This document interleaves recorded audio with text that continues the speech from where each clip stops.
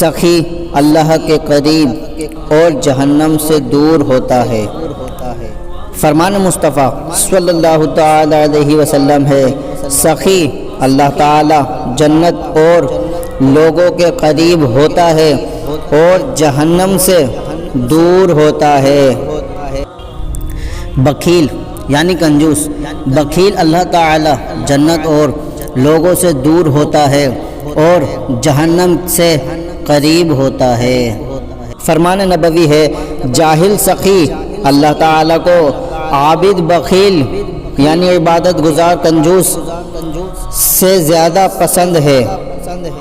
فرمان نبوی ہے کہ قیامت کے دن 4 شخص بلا حساب جنت میں داخل ہوں گے: عالم باعمل، حاجی جس نے حج کے بعد موت تک گناہوں کا ارتکاب نہ کیا، شہید جو اللہ کے کلمے کو بلند کرنے کے لیے میدان جنگ میں مارا گیا، سخی جس نے مال حلال کمایا اور اللہ کی رضا جوئی میں خرچ کر دیا۔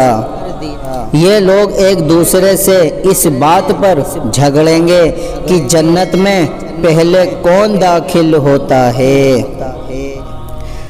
حضرت ابن عباس رضی اللہ تعالی عنہما سے روایت ہے کہ حضور صلی اللہ تعالی علیہ وسلم نے فرمایا، اللہ نے اپنے بعض بندوں کو مال و دولت سے مالا مال کر دیا تاکہ وہ لوگوں کو فائدہ پہنچاتے رہیں۔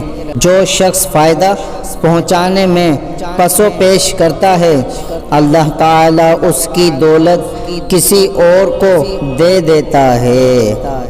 فرمان نبوی ہے، سخاوت بہشت کا ایک درخت ہے جس کی شاخیں زمین پر جھکی ہوئی ہیں، جس نے اس کی کسی شاخ کو تھام لیا وہ اسے جنت میں لے جائے گی۔